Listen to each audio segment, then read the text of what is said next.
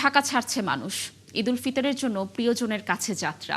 তিল ধারণের জায়গা নেই কোনো পথে। সড়ক, নৌ ও রেলে যে যেভাবেই পারছেন ধরেছেন বাড়ির পথ। এই ঈদযাত্রা শুক্রবারও চলবে। যাত্রীদের বেশিরভাগ বলছেন যাত্রা স্বস্তির এবার।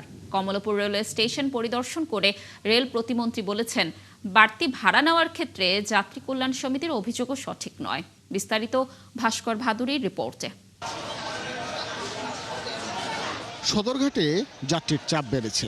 দক্ষিণের ২৪ জেলার মানুষ ছুটছে নিজ নিজ গন্তব্যে। ডেক কিংবা কেবিন অথবা ছাদ, সবখানেই যাত্রীতে ভরপুর। বাড়তি ভাড়া, ভ্রমণের ঝক্কি সব ছাপিয়ে ঈদ যাত্রীদের চোখে মুখে প্রিয় আঙিনায় ফেরার আনন্দ।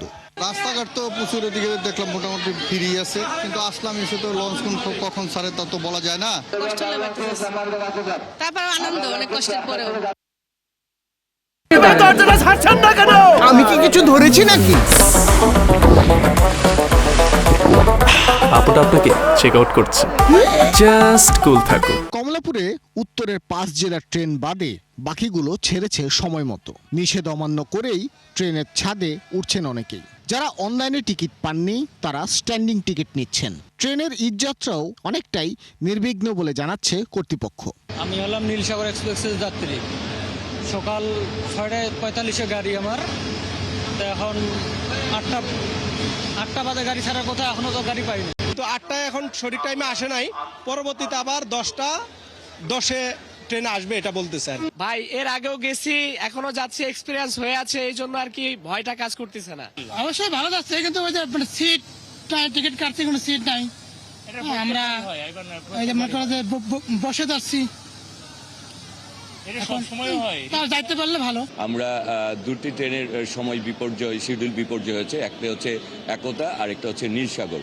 এই কারণে আসলে কিছুটা যাত্রী সেবায় কিছুটা বিঘ্ন ঘটেছে। এই পর্যন্ত এমন কেউ আমাকে ডাইরেক্ট বলে নাই, অভিযোগ করে নাই আমাদের কাছে এসে, বা আমাদের কোনো কর্মকর্তা বা আমাদেরকেও যে ভাড়া তিনি দ্বিগুণ ভাড়া দিয়ে যাচ্ছেন।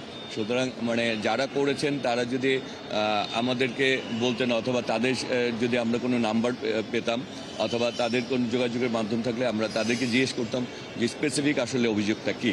ঢাকার মহাখালী, গাবতলী ও সায়দাবাদে ছিল বাড়তি যাত্রীর চাপ। সরকারি চাকরিজীবী নয়, ব্যবসায়ী, বেসরকারি কর্মজীবী আর শ্রমজীবীরা আজ বেশি যাচ্ছেন বাড়ির পথে। ঢাকার বাইরে গাজীপুরের চন্দ্রা ও টাঙ্গাইলের মহাসড়কে অতিরিক্ত যানবাহনের চাপে যানজট দেখা গেছে। নর্মাল ঈদের বাইরে গেলে পরে ৬০০ টাকা করে ভাড়া নেয় এসি, আর এখন আপনার কাউন্টার থেকে টিকিট নিচ্ছে বাট ১০০০ টাকা করে নিচ্ছে।